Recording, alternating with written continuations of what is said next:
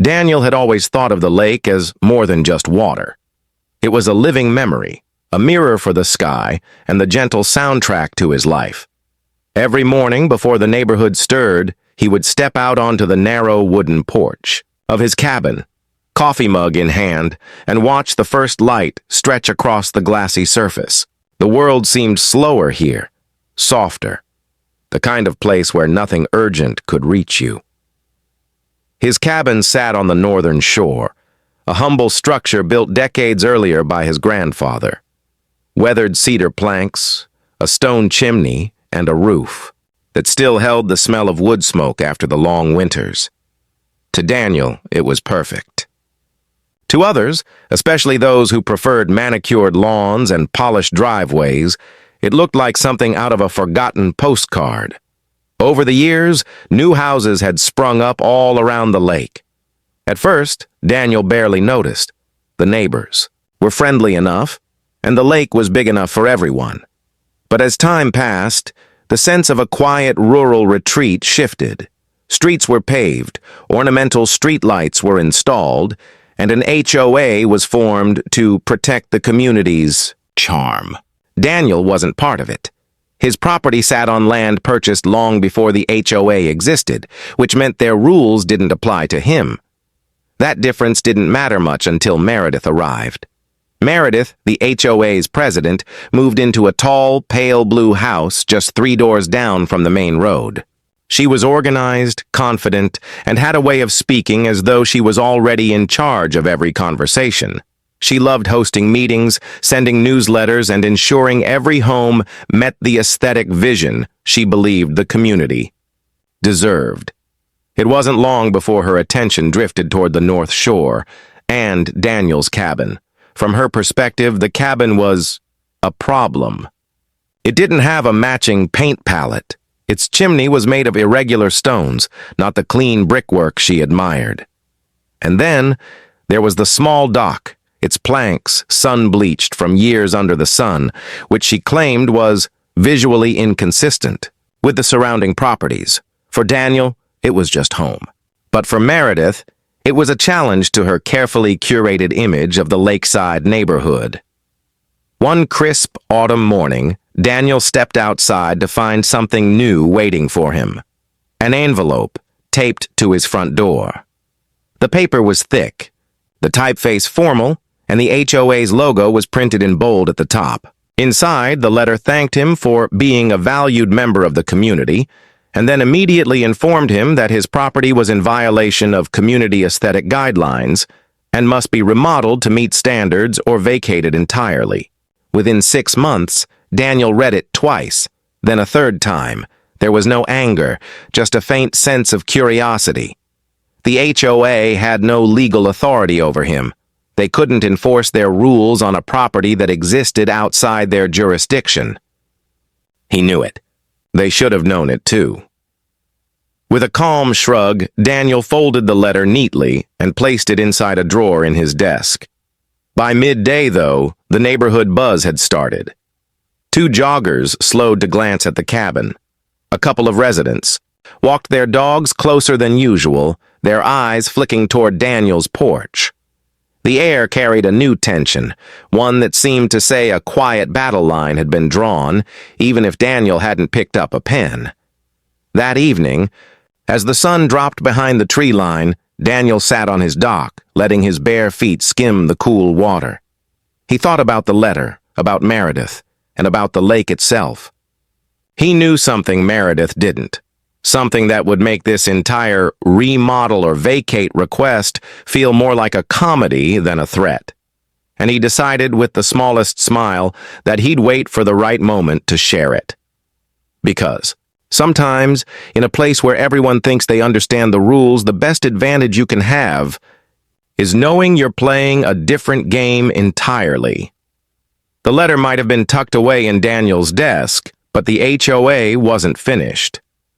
A week later, another envelope arrived, this time delivered by hand. Daniel found it leaning against his porch railing, its edge weighed down by a smooth lake stone. Inside, the tone was sharper. It referenced the first letter, stating that a lack of response would be considered an acknowledgement of the violations. It also included a list of required changes, complete with color swatches, approved roofing materials, and a deadline printed in bold. Daniel leaned back in his chair as he read, letting the quiet tick of his wall clock fill the room. He knew they had no authority here. His property was older than their charter, and the original deeds were clear. But the persistence of the letters hinted at something else. Meredith wasn't just enforcing rules, she was trying to set an example. Outside, the season was shifting. Leaves along the shoreline turned bright gold and deep crimson, drifting onto the water's surface like small, silent boats. Daniel watched them from his porch, thinking about how the lake had been here long before anyone cared about guidelines or paint schemes. The next HOA meeting was scheduled for the following Thursday. Daniel didn't attend. He never had. But the sound of voices carried across the lake that evening. He could make out Meredith's confident tone, the occasional polite applause, and then, faintly, his own name.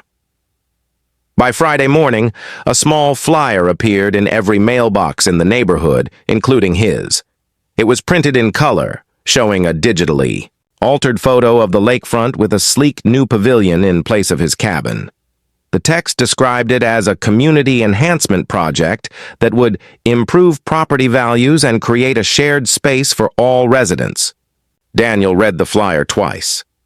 There was no direct mention of removing him, but the implication was clear. The cabin was in their way. That afternoon, he decided to walk the property lines. He followed the old stone markers that bordered his land, running a hand along the rough edges of the granite. The markers stood exactly where they had for decades, each one a reminder of the agreement his grandfather had made when buying the property. Daniel paused at the final marker, the one that stood a few feet from the lake's edge. From here, the view stretched across the entire water, dotted with docks that belonged to the HOA's residents. He smiled to himself. This wasn't just a shoreline. This was the point where his ownership extended further than anyone seemed to realize. That weekend, Meredith visited in person. She arrived in a neat blue blazer, clipboard in hand, her expression a careful balance between friendly and firm. "Daniel," she began, standing on the porch, "we've sent a couple of notices. Have you had the chance to review them?" "I have," he replied simply. "Then you understand this is about more than just your cabin. It's about the community's future. If we can all agree to certain standards, everyone benefits." Daniel looked past her to the lake where the last of the day's light glimmered across the ripples. "And if we don't all agree?" Meredith's smile thinned slightly. "We'd prefer not to make this difficult. We're offering a fair buyout if you're willing to move on." Daniel took a slow sip of his coffee. "You might want to check your records before you keep making offers." She frowned, tilting her head. "Why's that?" But Daniel only gave a polite nod and turned toward the lake, letting the question hang in the air like a pebble skipping once before sinking. By the time she walked back down the porch steps, Meredith's curiosity was plain. She didn't yet know what Daniel meant, but she was about to find out. The flyer had been only the beginning. Within days, the HOA's community enhancement proposal became the main topic in the neighborhood. Residents gathered in driveways, spoke in hushed tones at the end of docks, and sent polite but pointed emails. Daniel's cabin was no longer just a home. It was the obstacle in their plans. Meredith took every opportunity to remind people of her vision. She spoke at small gatherings, painting a picture of lakeside picnics, boat rentals, and neatly landscaped pathways where the old structures once stood. To anyone who didn't know the history of the land, her plan sounded like progress. Daniel, however, knew better. He'd grown up here, learned to fish off this dock, watched storms roll across the water from the safety of the cabin porch. To him, the lake was not something to be reshaped. It was to be respected and protected. Still, he didn't speak publicly. Not yet. Instead, Daniel observed. He noticed how the HOA members used the public parking lot on the south side of the lake every weekend. Families brought coolers, boats were launched from the small ramp, and every dock but his was busy from morning to night. That lot was the hub of their activity, and he knew something about it that no one seemed to remember. One crisp morning, Daniel walked into town to visit the county records office. The clerk, a friendly man with reading glasses perched low on his nose, recognized him immediately. "Still holding on to that cabin, Daniel?" the clerk asked with a smile. Daniel smiled back. "Just checking on a few things about the property lines." The clerk disappeared into the back and returned with a folder thick with old survey maps and deed copies. Daniel flipped through them, slowly, page by page, until he found what he was looking for. The original property agreement signed by his grandfather decades earlier. The document outlined not just the cabin's plot, but a surprising extension. The lake itself, up to a certain depth, and the entire southern parking lot were part of the original sale. Daniel placed the page gently back into the folder, but not before making a certified copy. By the following week, Meredith's tone had shifted from polite to persistent. Another letter arrived, offering a slightly higher buyout for the cabin. Then came a phone call from an HOA board member suggesting friendly mediation. Daniel remained courteous but non-committal. He still hadn't revealed what he knew, and every day he waited, their plans grew more elaborate. At the next HOA meeting, held in the community hall near the main road, the mood was confident.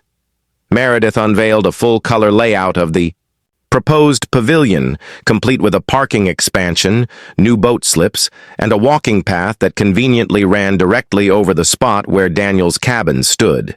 The crowd murmured with excitement. Daniel, leaning casually against the back wall, watched quietly. He hadn't been invited, but public meetings meant he could attend if he wished. When Meredith noticed him, she offered a polite nod, clearly, assuming his presence meant he was reconsidering her offers. But Daniel didn't speak. Not yet. He waited until the meeting concluded, until the residents began drifting out into the night, their conversations warm with anticipation. As he stepped outside, he glanced toward the moonlit lake. Docks stretched out like dark fingers into the still water. Boats bobbed gently against their lines. Every slip, every piece of wood was connected to the lake itself, and therefore, to him. Daniel knew the moment was coming when that fact would matter more than anything else. And when it did, the HOA would realize that the land and water they had built their plans upon already belonged to the man they were trying to push out. Daniel's patience had always been his greatest strength. He knew that acting too soon would give Meredith time to adjust her plans. Instead, he began making quiet moves, the kind that didn't draw attention until it was too late. His first step was subtle. Early one morning, while the mist still hovered over the lake, Daniel visited the local county office again. This time, he filed a notice confirming his ownership rights over both the southern parking lot and the water boundaries. The clerk stamped the documents without much comment. To them, it was just routine paperwork. But to Daniel, it was the first stone in a wall that the HOA wouldn't be able to climb over. Back at the cabin, Daniel took a walk along the lake's edge. The wind carried the scent of pine and damp earth. Every dock he passed, from the newest aluminum ones to the older weathered wood, and sat above his property lines. People had used them for years without thinking twice. That unspoken assumption was about to change. The following weekend, Daniel posted a small sign at the entrance to the southern parking lot. The sign was simple, printed in clean lettering, private. Property, used by permission only. No one paid much attention at first. Neighbors assumed it was part of a minor maintenance project or perhaps a legal formality. But Daniel noticed how, by the second day, a few residents began asking casual questions. Did you put that up? Is the lot changing hands? He only smiled and said, just keeping things in order. Meanwhile, Meredith pushed forward with her campaign. Flyers now appeared twice a week, promising that the Community Pavilion project was moving ahead as scheduled. She held informal gatherings on the larger docks, using the lake itself as a backdrop for her speeches about shared spaces and modernizing the shoreline. Daniel didn't interrupt. He wanted her confident. One evening, he took his small rowboat out into the center of the lake. The water was glassy under the fading light, and the distant lights of cabin windows glimmered along the shore. From here, Daniel could see every dock and every boat slip, all anchored over water that was legally his. He knew the moment he enforced those rights, the HOA's plans would unravel. The opportunity came sooner than expected. A late-season fishing event was planned for the next Saturday, organized by the HOA as a community bonding activity. Meredith made sure it was highly publicized, with posters in shop windows and posts on the community's social media pages. The event was set to launch from the southern parking lot, using the main boat ramp. The night before the event, Daniel returned to the lot with a second sign. This one was larger and harder to ignore. Lake access closed. Private property. Contact owner for use agreement. By sunrise, word had spread. Some residents assumed it was a joke. Others arrived, ready to fish only to find the ramp blocked by a simple chain and a small padlock. Daniel, sitting calmly on his porch with a mug of coffee, watched as confusion turned to whispered conversations. Meredith arrived within the hour. Her usual composed stride was a little faster, her smile tighter. She spoke to several residents, then finally walked up the path toward Daniel's cabin. "Daniel," she called, "this is going to cause a lot of trouble for people. I'm sure there's been some kind of misunderstanding." "No misunderstanding," Daniel said evenly. "That lot is part of my property, always has been." Her brow furrowed. "That's not possible. We've used it for years." Daniel took a slow sip of coffee. "Using something doesn't make it yours." For a moment, Meredith said nothing. The sound of the wind through the trees filled the pause between them. This was only the first step. Daniel knew the real impact would come when he turned his attention to the water itself. And when that day arrived, the HOA would realize their grand pavilion was nothing more than a plan built on borrowed ground and borrowed water. The morning after the fishing event fallout, the lake was unusually quiet. Boats that normally drifted lazily near the docks stayed tied up. Conversations along the shore carried a new edge. People weren't just talking about the project. Anymore, they were talking about ownership. Daniel kept his routine unchanged. He chopped firewood, mended a section of his porch railing, and took long walks along the shoreline.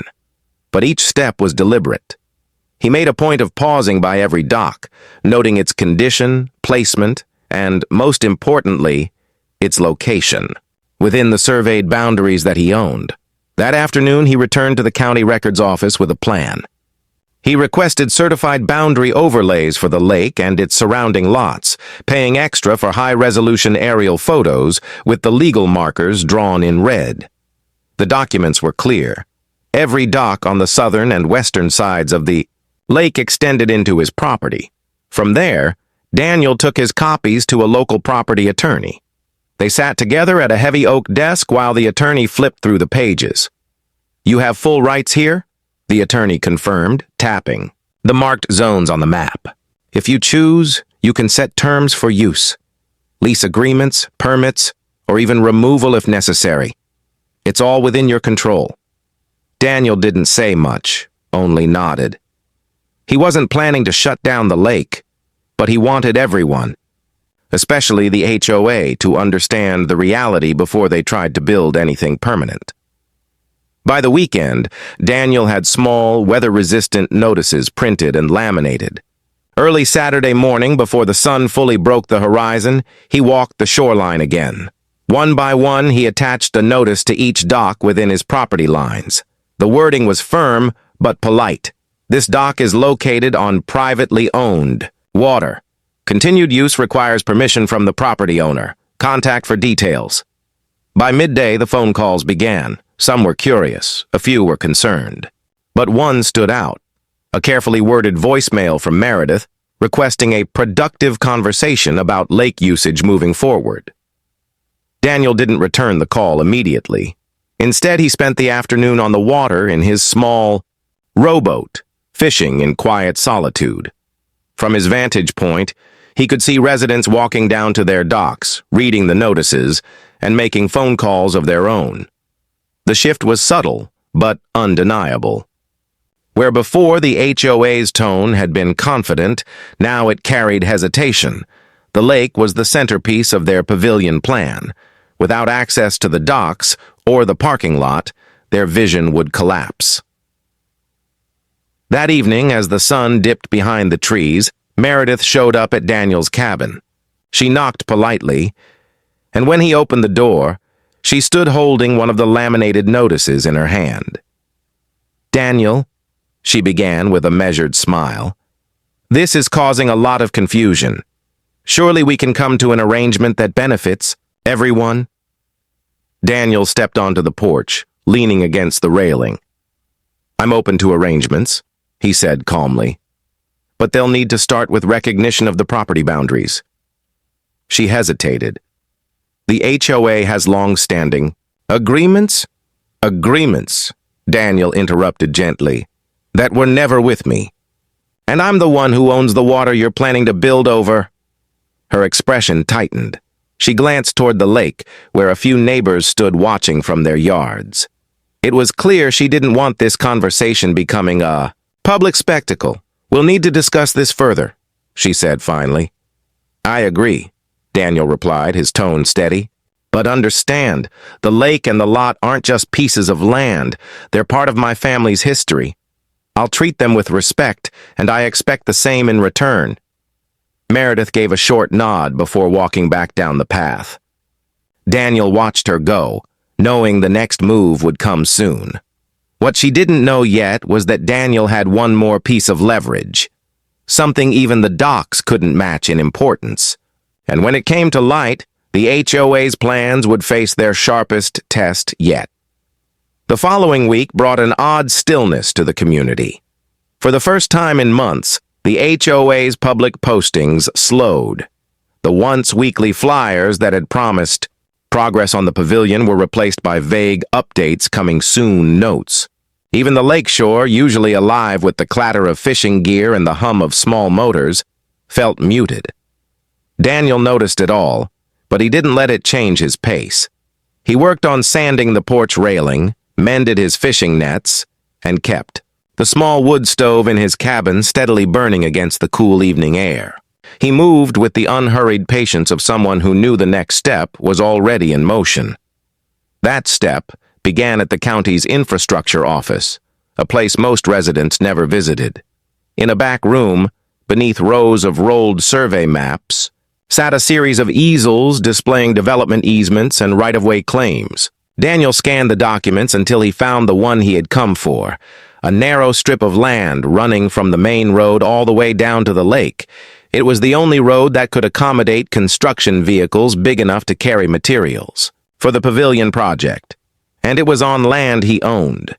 The easement had been granted decades ago, allowing limited public use for small vehicles, but anything larger than a pickup truck would require his explicit permission. Daniel confirmed it with the county official, who even printed a highlighted copy for him. By the time he returned to the cabin, the weight of the discovery had fully settled. The HOA might have thought the docks were the obstacle, but this was something they couldn't build around or relocate. Without that road, they couldn't even begin. Daniel didn't rush to announce it. Instead, he quietly placed a weight limit notice at the road's entrance, citing the legal restriction. Most residents passed without comment, but word reached Meredith within a day. The next morning, Daniel spotted her SUV pulling into the southern parking lot. She stepped out, phone in hand, speaking quickly into it while scanning the road sign. A few moments later, she ended the call and walked directly toward the cabin. "Daniel," she called, keeping her voice measured. "We need to discuss this road situation." He stepped onto the porch, wiping sawdust from his hands. "It's not a situation," he said evenly. "It's an existing restriction. The road can't support heavy equipment without my approval." "That approval is negotiable, isn't it?" Her tone was polite, but there was a strain beneath it. Daniel tilted his head. "Maybe. But let's be clear. Negotiations start when both sides understand the ground they're standing on. Right now, you're planning to build something. On water you don't own, using a parking lot that isn't yours, and now a road you can't use." She looked at him for a long moment, the silence broken only by the faint sound of a boat motor across the lake. "This isn't how I wanted this to go," she said finally. "We could have worked together." Daniel's voice remained calm. "We still can, but it will be on terms that respect ownership and history. I'm not blocking progress. I'm protecting what's mine." Meredith didn't respond immediately. Instead, she gave a short nod and walked back toward her SUV. She sat inside for several minutes before driving away, her expression unreadable through the tinted glass. That evening, as Daniel sat on his porch with a steaming mug of tea, he saw lights on across the lake where the HOA board members often met. Silhouettes moved past the windows, and the occasional gesture suggested raised voices. The game had shifted again. The HOA was no longer planning how to build their pavilion. They were deciding whether they could build it at all. Daniel leaned back in his chair, listening to the quiet lap of the water against the shore. He had played his final card, and now it was only a matter of time before the board came to him not with demands, but with a very different kind of proposal. 3 days passed without a word from Meredith or the HOA board. Daniel wasn't surprised. He imagined they were meeting behind closed doors, weighing the cost of continuing against the reality of his control over the lake, the parking lot, and now the road. The 4th day brought a change. Mid-morning, a white envelope appeared on his porch. The handwriting on the front was neat and deliberate, his name spelled out in bold strokes. Inside was an invitation to a special session of the HOA board, scheduled for that evening at their community hall. Daniel read it twice, then set it on the small table by his chair. He knew this wasn't a casual meeting. They weren't going to waste his time with more arguments. They wanted something, and badly. That evening, the air had a slight chill as Daniel walked the short distance to the hall. The building's windows glowed warmly, and the muffled sound of voices carried outside. When he stepped in, the room quieted almost instantly. Board members sat behind a long table with Meredith in the center. Several residents filled the chairs along the walls, their expressions a mix of curiosity and concern. Meredith began without preamble. "Daniel, thank you for coming. We've had time to consider the situation, and we'd like to present a proposal." Daniel nodded for her to continue. She leaned forward slightly. "The HOA is willing to acknowledge your ownership of the lake, the parking lot, and the road. In exchange, we'd like to establish a formal lease agreement that allows community members continued access to the docks, the lot, and the road for specific uses." Daniel's gaze remained steady. "And what would that lease involve?" Meredith hesitated before answering. "We'd pay an annual fee for access, and we'd handle all maintenance costs for the docks and the parking lot. In return, we'd proceed with the pavilion project, with your permission, under agreed-upon guidelines." Murmurs rippled through the room. Daniel could feel the weight of every eye on him, waiting for his response. He didn't give it right away. Instead, he took a slow step toward the table, looking at the faces of the board members. "It's a generous offer," he said finally, "but there's something missing." Meredith raised an eyebrow. "What's that?" "Recognition," Daniel replied. "Not just in private documents, but publicly. The residents deserve to know the full truth of this land's history, how it came to be mine, and why it matters. If we're going to work together, it starts with transparency. The room fell silent again. Meredith's expression tightened, but she didn't argue. "That could be arranged," she said carefully. Daniel gave a small nod. "Then we can talk. I'll review the lease terms, but until they're in writing and signed, nothing changes. No construction, no materials brought in, and no expansion of current docks." A few board members shifted uncomfortably, but no one spoke against him. Meredith closed her folder with a quiet snap. "Very well, we'll prepare the documents." Daniel left the meeting without lingering, feeling the tension still hanging in the air. Outside, the night was still, the lake reflecting the glow of the hall's lights in soft ripples. The next morning, as he sipped coffee on his porch, he saw something unexpected. Neighbors he barely knew walking the shoreline, stopping to wave or offer a quick greeting. Word of the meeting had spread, and with it, a shift in how people saw him. No longer just the man in the cabin by the lake, Daniel had become the figure holding the fate of their central gathering place in his hands. He didn't take pride in the power, but he did take pride in the fact that they were now talking. To him, not around him. Still, he knew one thing. An offer was only as good as the paper it was written on. And until he saw that paper, the outcome remained uncertain. A week passed before the envelope arrived. It was larger than the one before, and heavier. Inside, Daniel found a neatly typed lease agreement with every page initialed by Meredith and the other board members. A small note clipped to the front read, "As discussed, we hope this is the start of a better relationship." Daniel sat at his kitchen table, reading each section slowly. The terms were precise. The HOA would lease the parking lot, road access, and seasonal dock use for an agreed annual fee. They would cover all upkeep costs, respect the original design of the docks, and limit large gatherings without prior notice. But the most important part was near the end, a formal acknowledgement of Daniel's ownership and a brief history of how the lake and surrounding land had passed down through his family. The document stated that this information would be shared at the next community meeting and posted on the HOA's bulletin board for all residents to see. Daniel leaned back in his chair, the late morning light spilling across the table. This was more than he had expected. Not just access rights, but respect written into the record. That evening, he walked to the hall for the monthly community meeting. The room was fuller than usual, and conversations quieted when he stepped inside. Meredith stood at the front, papers in hand. "Before we begin tonight's agenda," she said, "we'd like to acknowledge an important matter." She gestured toward Daniel. "As many of you know, there has been ongoing discussion regarding the lake, the parking lot, and road access.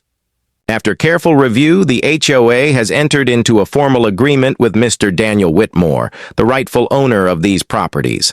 This agreement ensures continued community access while respecting his ownership and the history tied to this land."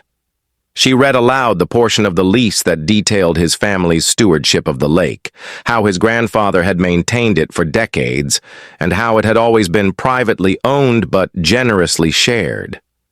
When she finished, polite applause filled the room. It wasn't raucous or overly enthusiastic, but it carried sincerity. A few neighbors stood to shake Daniel's hand before taking their seats again. For the rest of the meeting, the tone was different. There was no edge to the discussions, no sidelong glances. Daniel listened quietly, adding the occasional comment, when asked about dock repairs or shoreline maintenance. By the time the meeting adjourned, the shift was unmistakable. He was no longer seen as an obstacle, but as a partner. In the weeks that followed, the changes became visible. The docks were reinforced with new planks, the parking lot was resurfaced, and respectful signs appeared reminding visitors of the shared responsibility to care for the lake. One crisp autumn morning, Daniel sat on his porch with a thermos of Coffee, watching children toss bread to ducks by the shoreline. A small sailboat drifted past, its white sail glowing in the sunlight. He thought about the months of tension, the quiet chess game between him and the board, and how it had ended. Not in conflict, but in a working relationship neither side had imagined at the start. Later that day, Meredith stopped by carrying a folder. "I wanted to drop off the signed copies for your records," she said. "And thank you for being patient, even when we weren't." Daniel accepted the folder with a small nod. "It's better this way," he said. "The lake's always been part of the community. Now the community understands it belongs to everyone, in the right way." She smiled, and after a brief exchange, headed back toward her car. Daniel watched her go, then turned his gaze toward the water. The lake shimmered in the fading light, calm and steady, much like the man who owned it. The quiet victory wasn't just in the lease or the acknowledgement. It was in the knowledge that sometimes the strongest position wasn't to push others out, but to hold your ground until they chose to step forward and meet you there.